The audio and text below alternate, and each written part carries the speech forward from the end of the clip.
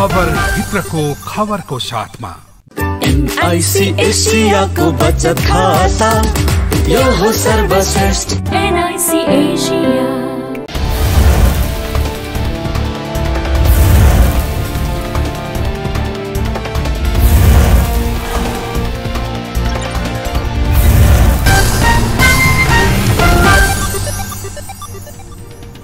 नमस्कार, यो खबर भित्रको खबर हो र म सरोज पौडेल।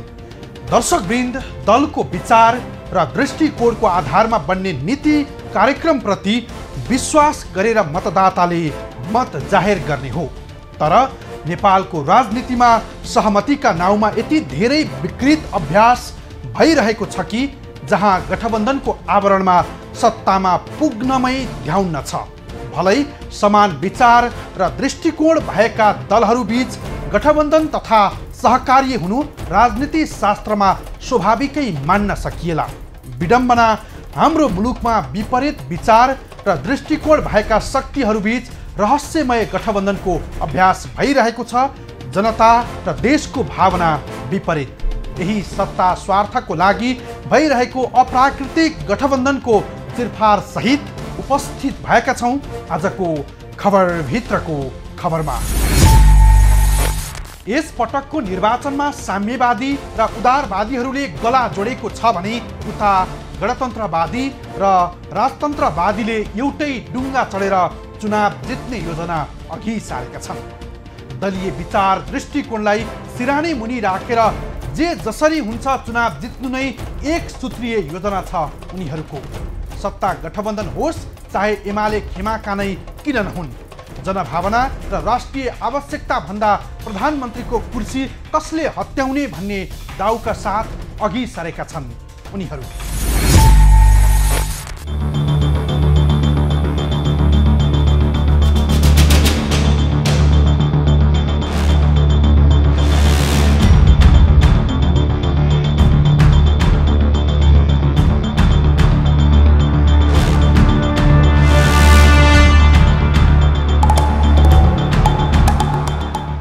सत्तारूढ दलहरूले भनिरहेका छन् यो गठबन्धन लोकतन्त्र र संविधानको रक्षा गर्नका लागि हो। 5 दलीय गठबन्धन राष्ट्रिय आवश्यकता थियो।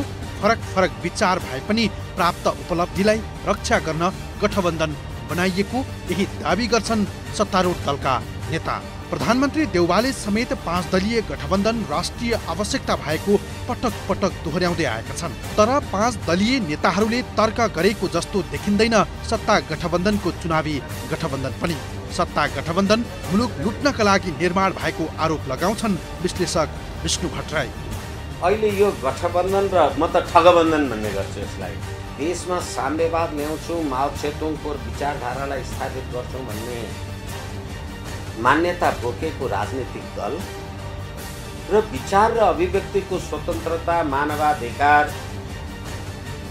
वैयक्तिक स्वतन्त्रताको कुरा गर्ने नेपाली काङ्ग्रेस, यिनीहरू एकै ठाउँमा बसेर नेपाली जनतासँग भोट लिन चाहन्छन् भने नेपाली जनताले कुन विचारलाई मत दिने? यो कुनै राजनीतिक दल हो। राइट टु भोट चाहिँ भन्यो, ड्युटी टु भोट चाहिँ किनभने मतदान गर्नु कर्तव्य होइन, अधिकार। 2078 असार 29 देखि सत्ता साझेदार गर्दै आएको 5 दलीय गठबन्धनले आसन्न निर्वाचनमा पनि चुनावी गठबन्धन गरेको छ। स्थानीय निर्वाचनमा भएको गठबन्धनलाई मङ्सिर 4 मा हुने प्रतिनिधि सभा र प्रदेश सभाका लागि पनि निरन्तरता दिएको छ। जहाँ 5 दलीय गठबन्धनले प्रतिनिधि सभा र प्रदेश सभाका सिटको भागबण्डा गरेको छ। प्रतिनिधि सभामा कांग्रेसले 88, माओवादी केन्द्रले 48, एकीकृत समाजवादीलाई 20, लोसपालाई 7 र राष्ट्रिय जनमोर्चालाई 2 सिटको भागबण्डा गरिएको छ। जहाँ उनीहरूले भनिरहेका छन् यो गठबन्धन लोकतन्त्र र संविधानको रक्षाका लागि हो। तर यस विषयमा कांग्रेस महामन्त्री गगन थापाको अलि फरक मत छ। उनी भन्छन् माओवादी र एमाले बीचको वाम गठबन्धन असफल भएपछि 5 दलीय गठबन्धन बनेको हो। न्यूनतम विचार र दर्शन मिल्ने दलहरू नै नेकपा भित्र अटाउन सकेनन्। एकले अर्कोलाई सिध्याउने जुन रणनीति बनाए त्यसले देशमा राजनीतिक अस्थिरता निम्त्यायो। यदि दुई वामहरू मिलेको भए यस पटकको निर्वाचन कांग्रेस र कम्युनिस्ट बीच हुने थियो उनी भन्छन्। तर दुई कम्युनिस्ट नमिलेको अवस्थासँगै कसैको बहुमत नआउने भएपछि 5 दलीय गठबन्धन बनाउनुको विकल्प नभएको कांग्रेस महामन्त्री थापा दावी गर्छन्। जुन खालको गठबन्धनबाट हामीहरू निर्वाचनमा गइरहेका छौँ, योभन्दा अघिल्लो 5 वर्ष जुन गठबन्धनले निर्वाचन जितेर आयो, त्यो निर्वाचन जितेर आएको गठबन्धनले 5 वर्षको सही सदुपयोग गरेको भए आज के हुन्थ्यो भने आज नेपाली कांग्रेस पार्टी र नेकपा दुईटा पार्टीको बीचमा प्रतिस्पर्धा हुन्थ्यो र हामी त्यसरी जानु पनि पर्थ्यो। खास आइडियली त्यही नै हुनुपर्थ्यो।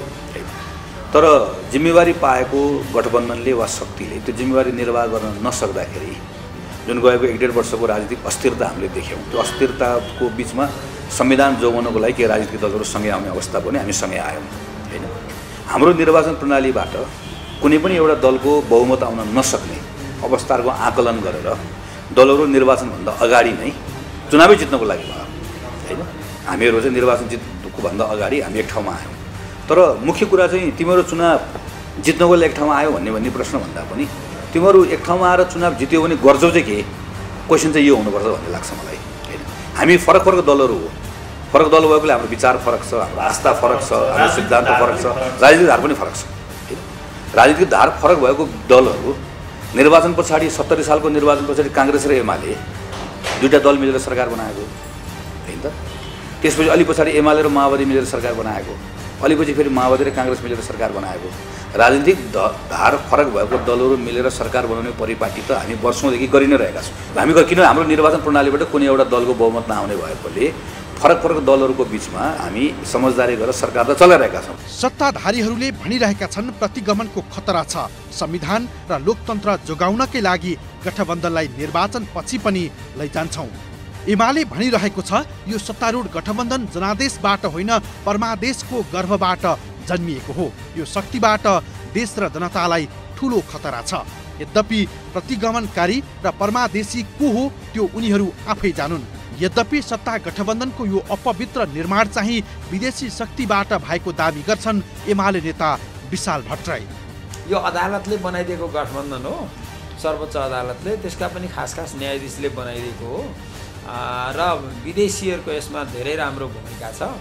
न्यायाधीशहरूले यो गठबन्धन किन बनाए भने एमालेको सरकार भइसकेपछि हामीले दुईटा कुराहरू उठायौँ। एउटा कुरा सबै सार्वजनिक पद धारण गरेका व्यक्तिको सम्पत्ति सार्वजनिक गर्नुपर्ने, तर न्यायाधीशको किन नपर्ने। न्यायाधीशले चाहिँ मुद्दा उल्टा पाल्टा गरेर जति घुस खाँदा पनि हुने, खुले आम चाहिँ मै हुँ भन्ने वकिलहरू हामी घुस खुवाउँछौँ भनेर छाती पिटेर भन्छन्। अनि न्याय परिषद चाहिँ ठुलो हेरेर बस्छ भनेपछि त घुसको संरक्षक पनि र घुसको प्रयोगकर्ता पनि उनीहरू नै हुन् भन्ने देखिन्छ।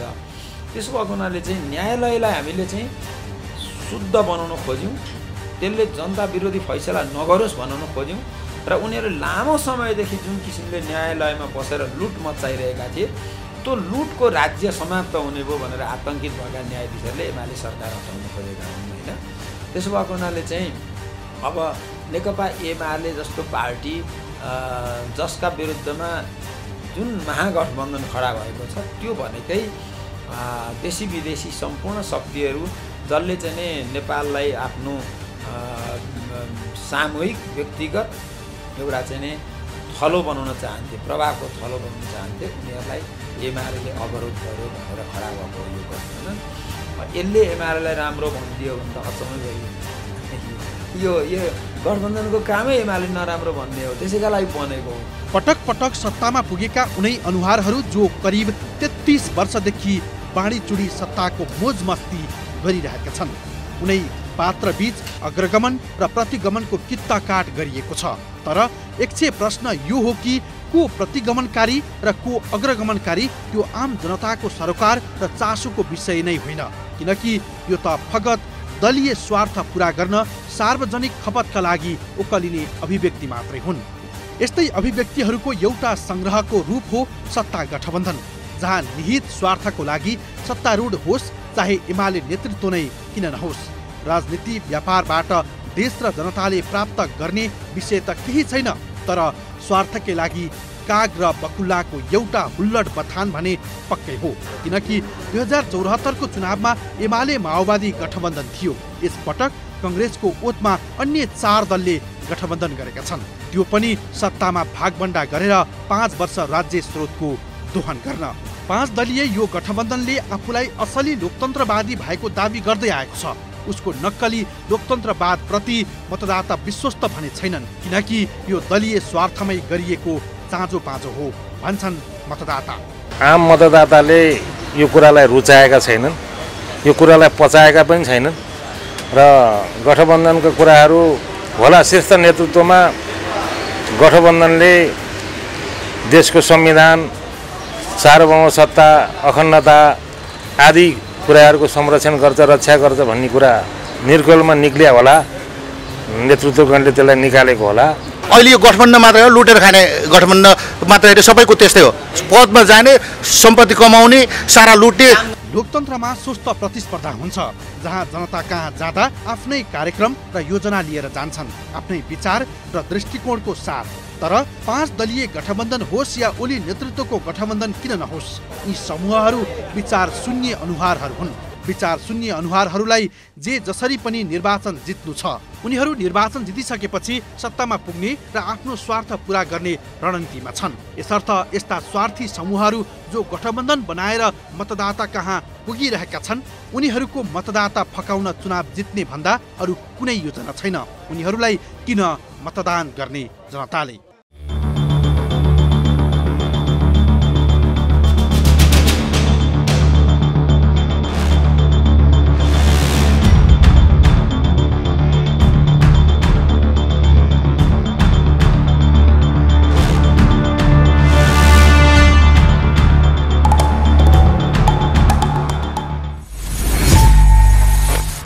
को अग्रगमनकारी हो, को प्रतिगमनकारी हो, त्यो उनै गठबन्धनका सूत्रधारहरूलाई नै थाहा होला। जनताका लागि यी गठबन्धन न आवश्यक हुन् न चासोको विषय नै हुन्। आवश्यकता तिनलाई छ जसलाई वर्षौंदेखिको सत्ता मोज मस्ती गुम्ला भन्ने डरै डर छ। त्यही डरको भयले 5 दलीय अप्राकृतिक गठबन्धन बनाएका छन् आगामी 5 वर्षसम्म सत्ताको मोज मस्ती गर्नकै लागि। सत्ताका लागि साम्यवादी हुन् या राजतन्त्रवादी नै किन नहुन्, उनीहरू एउटै गला जोडेका छन्। प्रसङ्ग बाँकी नै छ, हामी सँगै रहनुहोला। दर्शकवृन्द, जनतालाई सामान्य सिटामोल पाउन मुस्किल छ, जहाँ डेङ्गुको प्रकोपबाट 54 जनाको मृत्यु भइसकेको छ। झन्डै 5000 सङ्क्रमित छन्। सर्वसाधारण तर यो देशमा 2048 देखि सत्ताको मस्ती गर्दै आएका तीनै दललाई चुनाव जित्ने चटारो छ। रोम जलिरहेछ, निरो बाँसुरी बजाइरहेछ भने जस्तै छ यहाँ गठबन्धन सरकारलाई। जनजीविकाको विषयमा कुनै चासो छैन। जे जसरी हुन्छ चुनाव जित्न विचार र दृष्टिकोण होइन, नाफा र घाटाको मोलमोलाई गरिएको छ।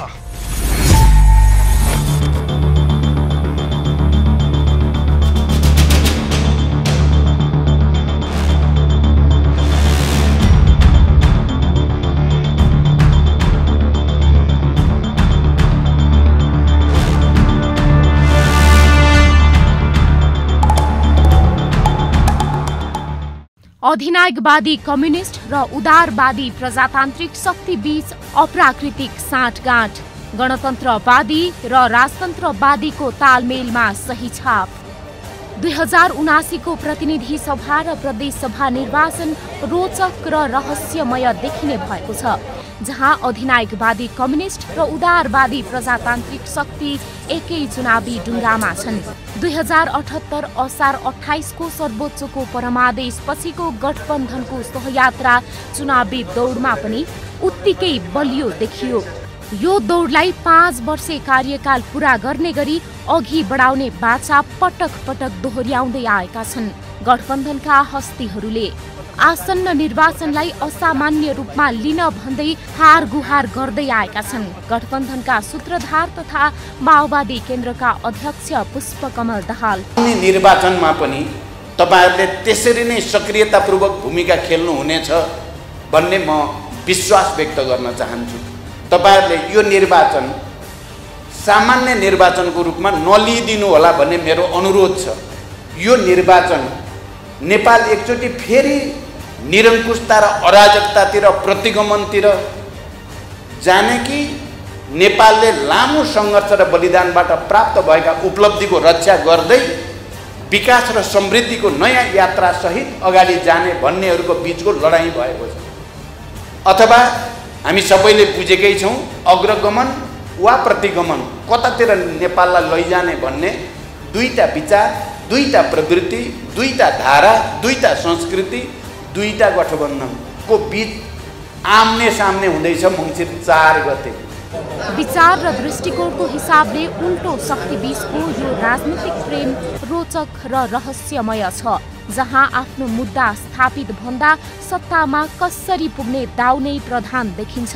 कम्फर्टेबल गठबन्धनको परिचय समेत बनाएको 5 दलीय गठबन्धन मुलुक र जनताका लागि होइन, यो सीमित समूहलाई लालन पालन गर्न खडा गरिएको डिजाइन मात्रै हो, जहाँ राजनीतिक कर्टेलिङको माध्यमबाट दलीय एकमनावाद र निरङ्कुशतालाई जबरजस्त आफ्नो अनुकूल प्रयोग गर्ने कुत्सित प्रयत्न हो भन्छन् आलोचकहरू।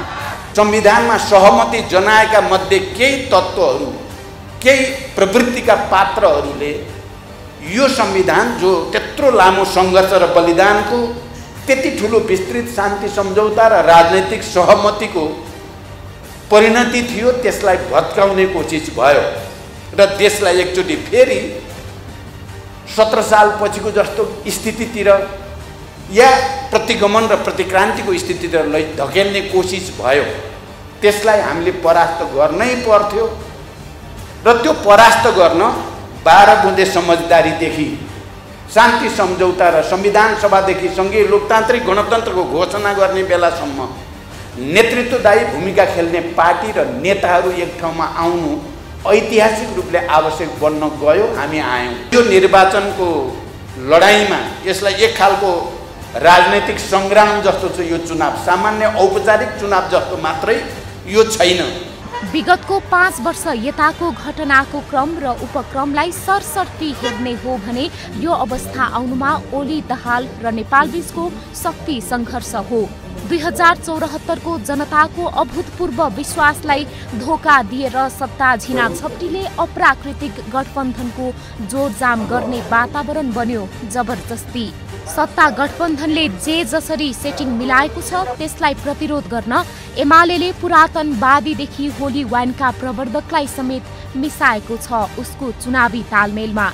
यति मात्र होइन, मध्य प्रदेशमा एमालेलाई निषेध गरेका उपेन्द्र यादव समेत ओलीसँग अङ्गालो हालेर चुनावी दौडमा छन्। तर यस्तो अस्वाभाविक र अप्राकृतिक दलीय गठबन्धनले दल र तिनका नेतालाई लाभ त देला नै, तर यस्तो राजनीतिक संस्कारले मुलुकको प्रणाली नै ध्वस्त पार्ने स्वार्थ समूह भएको दावी गर्छन् नागरिक अगुवा प्रेमलाल महर्जन। वाम लोकतान्त्रिक गठबन्धन अत्यन्त जटिल यो गठबन्धन हो। यसलाई चाहिँ तपाईँको सैद्धान्तिक पक्षमा मान्न सकिँदैन। यसलाई चाहिँ तपाईँको खास रूपमा भन्ने हो भने यो सिन्डिकेट हो। एक वा एकभन्दा बढी दलहरू संस्थाहरू मिलेर अथवा दलहरू मिलेर जसरी सिद्धान्तलाई पर राखेर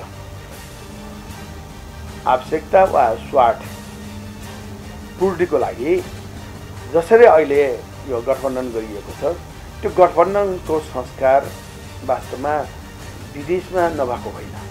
यहाँको हकमा कुरा गर्ने यो संस्कार सैद्धान्तिक पक्षभन्दा पनि स्वार्थपक्ष रूपमा गरेको कारणले यसलाई चाहिँ हामीले सहज र स्वीकार गर्न सक्ने अवस्थामा छैन। मङ्सिर 4 को निर्वाचनमा कांग्रेसको अगुवाईमा 5 दलीय गठबन्धन एमालेका विरुद्ध उभिएको छ।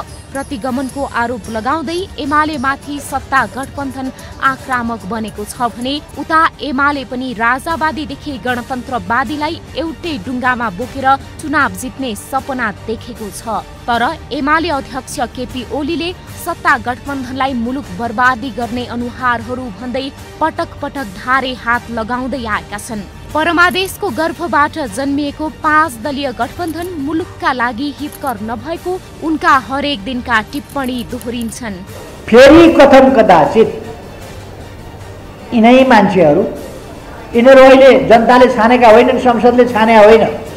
यी परमादेश लिएर जालीकृत ढङ्गले मुद्दा त सबभन्दा बढी जालीकृतले जित्छ। यो त जालीकृत हो। सरकार बनाउने कुरो, संसदको कुरो अदालतमा लगेर मुद्दा जितेर ल्याए भनेर प्रधानमन्त्री अदालतले हटाउँछ। संसदको के काम? प्रधानमन्त्री अदालतले नियुक्त गर्छ। चुनावको के काम? संसदको के काम?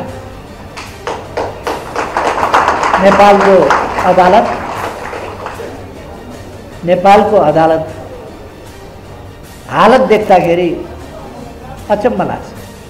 त्यो काम, यस्तो काम गरेछ अदालतले, त्यस दिनदेखि अदालत बेहाल अवस्थामा छ।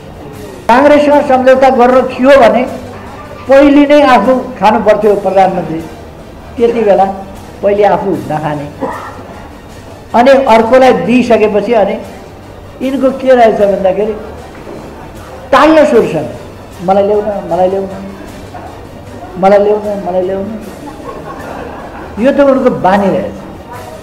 एमालेकै डरले निर्वाचनमा कांग्रेस, माओवादी, एकीकृत समाजवादी, लोसपा र राष्ट्रिय जनमोर्चाको सत्ता गठबन्धनको चुनावी मोर्चा बनेको छ भने उता एमाले नेतृत्वको जसपा, राप्रपा नेपाल र परिवार दलको चुनावी तालमेल गरिएको छ। एमालेले कुनै निश्चित स्थानलाई तोकेर साना दलहरूसँग तालमेल गरेको छ भने 5 दलीय गठबन्धनले देशैभर चुनावी गठबन्धन गरेर साझा उम्मेद्वार अघि सारेको छ। रोचक कुरा के छ भने 5 दलीय गठबन्धनको साझा उम्मेद्वार छन्, तर घोषणा पत्रमा ती दलहरूले छुट्टैलाई समेटेर एमालेले विपक्षी गठबन्धन बनाएको छ। सत्ता स्वार्थका लागि दलहरू ठूलो पार्टी बन्ने प्रयासमा छन्। एउटालाई सरकार टिकाउन गठबन्धन चाहिएको छ, अर्कोलाई आफू गठबन्धनमा परिएन भने चुनाव हार्छु भन्ने डर छ, त्यसकारण गठबन्धन बनेको छ। तर प्रतिगामीले निर्वाचन जितेमा संघीय लोकतान्त्रिक गणतन्त्र गुम्ने खतरा रहेको बताउँछन् पूर्व प्रधानमन्त्री डाक्टर बाबुराम भट्टराई। यो सामान्य हो कि विशिष्ट हो? यो अहिलेको विशिष्ट अवस्था हो, किनकि 72 सालमा जुन संघीय लोकतान्त्रिक गणतन्त्रको संविधान हामीले जारी गर्यौं त्यसमा त्यसैभित्र रहेर बसेका, अलिकति लुकेर बसेका जुन शक्तिहरू थिए तिनले त्यो संविधानलाई उल्ट्याउने दुष्प्रयत्न गरे र तिनलाई अगाडि सारेर प्रतिगामी शक्तिहरू, राजावादी शक्तिहरूले चाहिँ तिनलाई बोकेर यो संविधानलाई जुन धरापमा पार्ने जुन प्रयत्न गरे, दुश्चेष्टा गरे, त्यसैको विरुद्धमा अहिले हाम्रो यो लोकतान्त्रिक वाम गठबन्धन बनेको र अहिले हामीले यो निर्वाचनमा पनि यो शक्तिलाई, त्यो प्रतिगमनकारी शक्तिलाई निर्णायक ढङ्गले परास्त गर्न सकेनौँ भने वा यो बहानामा फेरि ती शक्तिलाई अगाडि आउन दियौँ भने यो संघीय लोकतान्त्रिक गणतन्त्रमा चाहिँ गम्भीर खतरा छ। 7 सालदेखि 72 सालसम्म 65 वर्ष लडेर ल्याएको व्यवस्था फेरि हामीले गुम्यौँ भने अर्को पुस्तालाई त्यो हामीलाई समय छैन, छुट छैन। 21औं शताब्दी धेरै अगाडि बढिसक्यो, जनताका आकांक्षा धेरै माथि गइसके। त्यसैले यो रक्षा गर्नको निम्ति हामी एक ठाउँमा आएका हौँ र मङ्सिर 4 गतेको निर्वाचनले प्रतिगामी शक्तिहरूलाई निर्णायक ढङ्गले धक्का दिन्छ र अग्रगामी शक्तिहरूलाई स्थापित गर्छ। त्यस अर्थमा यो हाम्रो सहकार्य हो। चुनावबाट आफूलाई बलियो बनाउन हर हालतमा गठबन्धन गर्ने दलहरूमा सत्ता स्वार्थ बाहेक केही देखिँदैन। आफू मोटाउन कुनै पनि अतिमा लागेर गठबन्धन गर्ने र मोटाइसकेपछि एकअर्कालाई निषेध गर्ने चरित्र देखिन्छ। आफू मोटाउन जनतालाई हरेक प्रकारको भ्रम दिएर पवित्र अपवित्र गठबन्धन गर्छन्।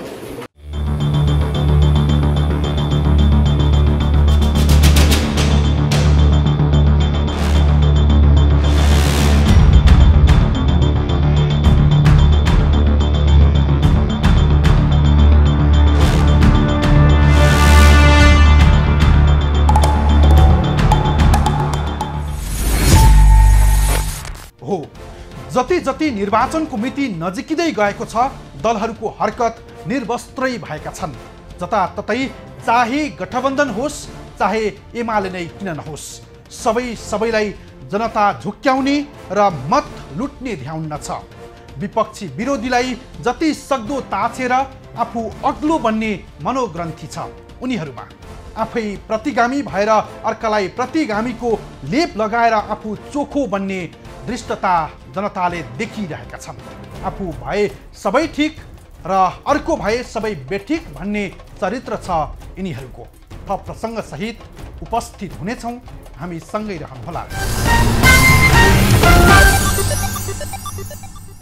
दर्शकवृन्द, पटक पटकको सङ्घर्ष र बलिदानले मुलुकको राजनीति परिवर्तन भयो। जनताबाट जनताका लागि शासन गर्ने लोकतन्त्रको स्थापना भयो 2062-63 को जनआन्दोलनबाट। 250 वर्षे सामन्ती सत्ता ढल्यो, जनताको सन्तति राष्ट्रको प्रमुख पनि भयो। तर 2046 यता जो सत्तामा रहे उनीहरूले आफू अनुकूलमा लोकतन्त्रको व्याख्या गरे। 2074 को एमाले माओवादी गठबन्धनले कङ्ग्रेसको औचित्य काट्यो भने यस पटकको निर्वाचनमा माओवादीले एमालेलाई प्रतिगामीको संज्ञा दिएको छ कङ्ग्रेसको बुई चढेर।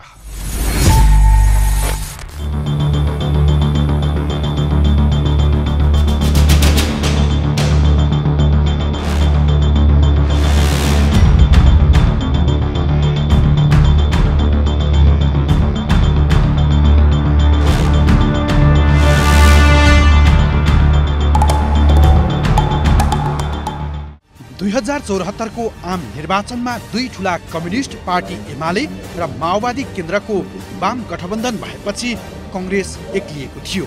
त्यसबेला वाम गठबन्धन बनेकै कारण कङ्ग्रेसले प्रतिनिधि सभा र प्रदेश सभामा सर्वनाक हार बेहोर्यो। प्रत्यक्षतर्फ 23 सिटमा खुम्चिएको कङ्ग्रेस समानुपातिकमा 40 सिट थप्दै 63 सिट प्राप्त गरेर दोस्रो ठूलो दल बन्यो। संसदमा समेत कमजोर प्रतिपक्ष बनेको कङ्ग्रेस संघीय सरकारमा मात्रै प्रतिपक्ष बनेन, 7 प्रदेशमा प्रतिपक्ष रह्यो 41 महिनासम्म। तर कम्युनिस्टहरूको घर झगडाको कारण संसद दुई पटक विघटन गरे उनीले। त्यसपछि नेकपा नामको पार्टी फुटेर 3 टुक्रा भयो र त्यसको प्रत्यक्ष फाइदा कङ्ग्रेसलाई हुन पुग्यो। यसरी सत्ताको चिट्ठा हात पारेको कङ्ग्रेसलाई मुलुक चलाउने अवसर त आयो, तर सरकार चलाउने उही पुरानै ढर्राको कारण कङ्ग्रेसले यो 1.5 वर्षमा आलोचना मात्रै खेपिरहेको छ। केन्द्रीय सरकार र 2वटा प्रदेश सरकारको चाबी हात पारेको कङ्ग्रेसले 5 दलीय गठबन्धनकै कारण 2079 को स्थानीय निर्वाचनमा सबैभन्दा धेरै स्थानीय तह जित्यो। 2074 मा कम्युनिस्टहरूलाई वाम गठबन्धन अफाप सिद्ध भयो भने कङ्ग्रेसलाई गठबन्धन फापेको देखिन्छ। त्यो वास्तवमा वाम लोकतान्त्रिक गठबन्धन भन्ने शब्द नै अलि अप्ठ्यारो छ। माने शब्द बोल्दाखेरि अप्ठ्यारोको कुरा होइन, यिनीहरूको मेलै खाँदैन।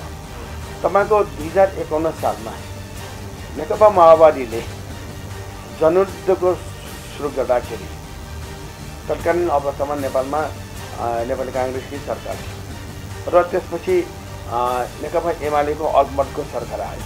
त्यसपछि फेरि कङ्ग्रेसकै बहुमतको सरकार आयो 2026 साल। त्यसपछि तपाईँको गठबन्धनका सरकारहरू आइरह त्यो टिकेन, 1 वर्ष पनि नटिक्ने, 8-9 महिनामा सरकार किरिरहने। यो अवस्थाले गर्दाखेरि तपाईँको के भन्न सकिन्छ भने हिजोको दिनमा यो गठबन्धन असफल हो। गठबन्धन हुँदा होस् या नहुँदा 2046 यताका राजनीतिक घटनाक्रमलाई हेर्ने हो भने अहिलेसम्म यो देशको कार्यकारी तहमा चलेकै नेताहरूको हालिमहली छ। हालका प्रधानमन्त्री शेरबहादुर देउवादेखि माधव नेपालसम्मका नेताहरू कार्यकारी तहमा प्रत्यक्ष वा परोक्ष दखल राख्दै आए। युवा पिँढीलाई अवसर दिन उनीहरू चाहँदैनन् र चाहेनन् पनि। बरु एकमुठी सास रहेसम्म सत्ताको चाबी नछाड्ने गलत मनोग्रन्थीबाट उद्वेलित देखिन्छन् यी पात्रहरू। त्यसैले गठबन्धन गरेर भए पनि शीर्ष नेताहरू सत्तामै रहन चाहन्छन्।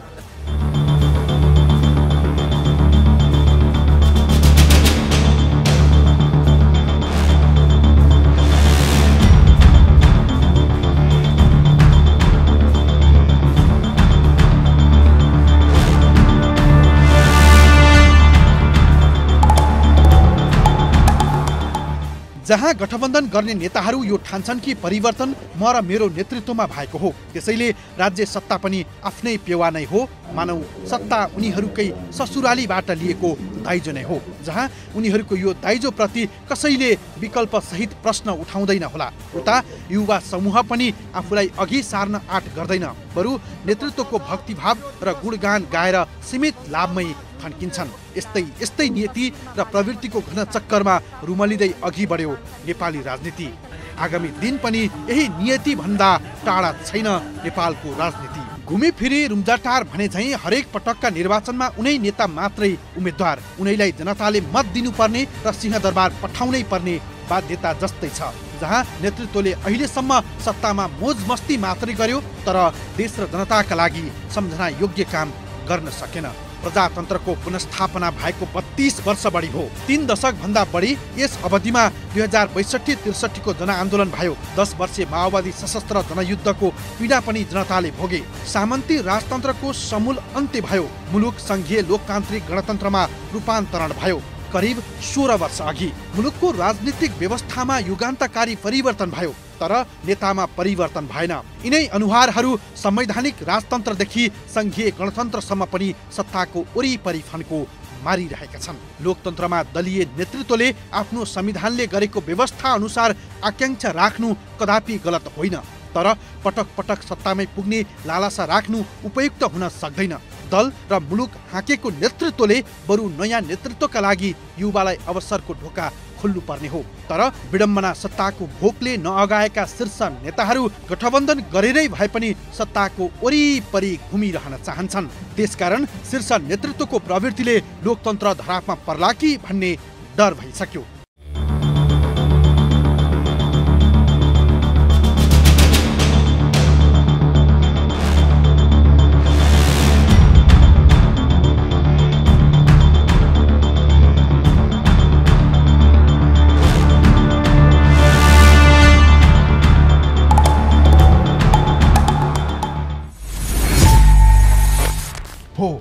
संसदीय फोहोरी खेलमा कांग्रेस एमाले डुबेका थिए नै।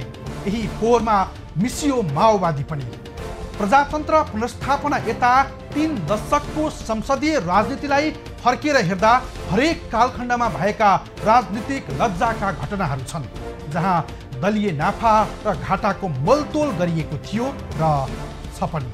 यस पटक पनि गठबन्धनको मकसद भनेको नै सत्तामा पुग्नु बाहेक जनहित र राष्ट्रहित कदापि होइन।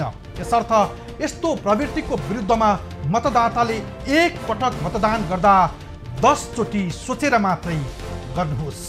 हवस् त आजलाई यति नै। भोलि खास विषय लिएर उपस्थित हुनेछौँ। खबरभित्रको खबरका लागि हेर्दै रहनुहोला एभी न्युज खबर। नमस्कार।